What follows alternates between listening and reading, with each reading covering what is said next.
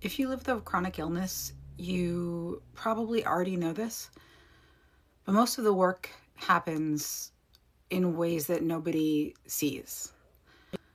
There's the planning and figuring out whether I have enough energy to do something, trying to map out what my week is going to look like, what I have to do in the week so that I can measure out my energy across all of the things that I needed to do, like prioritizing what gets done over other things that just won't get done or are optional, and I could move them if I needed to. It's a lot about like preventing the crash, preventing me pushing myself unintentionally, even sometimes too far, and then I can't come back, and I'm useless. I can't do anything, and it feels like I'm moving through sludge to try to get anything done. A lot of the stability that people see in me and think that, oh, you look like you're doing so well, is because I have put copious amounts of time into planning and scheduling and pacing myself. I think that a lot of the disconnect happens, and misunderstanding happens because only the good moments are visible. The outside world gets to see the best version of me. They get to see the functional, the very sociable version of me, but that's because most of the work goes on behind the scenes. That's just the nature of it. People often see improvement in my health and they think that that equals or is the same effect as a normal life. It's not normal. Nothing I do is normal. It's taken me a long time to realize that, because to me it's normal. To me, this is just how I have to function. But I didn't start out this way. I I was sick a lot as a kid, but I didn't get diagnosed with epilepsy until I was 19, because I didn't have grand mals before then. So, I mean, they're now called tonic-clonics, but everybody knows grand mals. Big bad. That's what it means in French. So I spent most of my life compensating for stuff that I didn't even know that I was experiencing and feeling.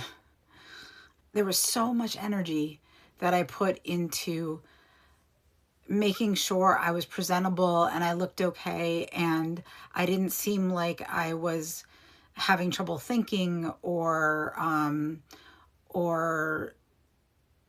the millions of things that I was afraid could happen if I didn't do all of the other things that would provide the stability for those, like, couple hours. My husband always, well, he doesn't always now, but he used to complain that he was like, people see you and they think, oh, she's so social, she's so put together, she's so, this and that. And he was like, but they don't see what I see, which is me picking up the pieces the rest of the time and trying to just manage the rest of my symptoms and the side effects of my medication, and which are substantial.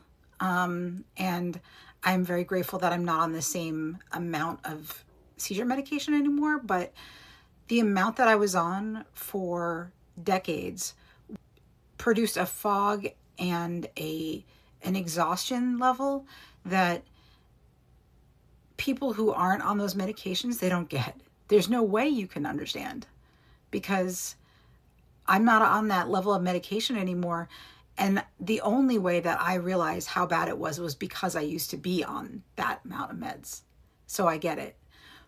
But it's not something that people can really understand unless you've gone through it. And I don't blame them, but I also, it'd be really nice if people could actually understand. But such is life, right? The guilt that I carried and am working on not carrying as much. The emotional work of living with a chronic illness in a world that doesn't reward any kind of inner work. The pressure to look normal and be functional, especially for me as somebody who has been, I'm considered like a highly functional, articulate person with my health conditions. So people don't really understand that I couldn't do I couldn't do a normal 9 to 5 job, because for me, with my condition, I didn't know when I was going to have seizures. So I was fine until I wasn't.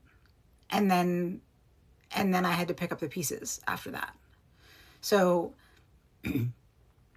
I always felt like I had to prove that I was okay, that I was able to work, that all of my jobs that I had before, I work for myself now, thank God, I'm very grateful. But all of the jobs that I had before I had to go on, interviews and basically lie and say that I was perfectly healthy, I could do the job, whatever it was. And I had to learn that, because in the early days, I shared with potential employers that I had epilepsy, because I felt like that was like the honest thing to do.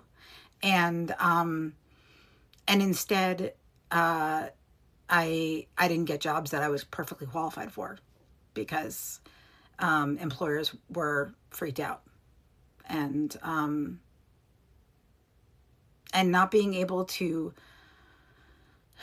adequately provide for myself financially just created so much guilt that I am working my way out of now. But and I understand now that it wasn't my fault, but it's hard. It's hard not to feel like it is. What I've learned over decades of living with an invisible and potentially dangerous chronic illness is that I have to be adaptable. I have to advocate for myself, because no one else is going to. I have to have boundaries around people, things, and places, situations, to be preventative, because stress, lack of sleep, overstimulation, all of these things can cause seizures. And if I don't work preventatively, the aftermath isn't something that anybody else is going to have to feel except me. I'll be the one living with the consequences. I try to be aware, but not hypervigilant, which is a trick. Because then the hypervigilance can cause stress, which causes seizures, blah, blah, blah, endless loop. Another big thing is to constantly, most of all, redefine what successful is.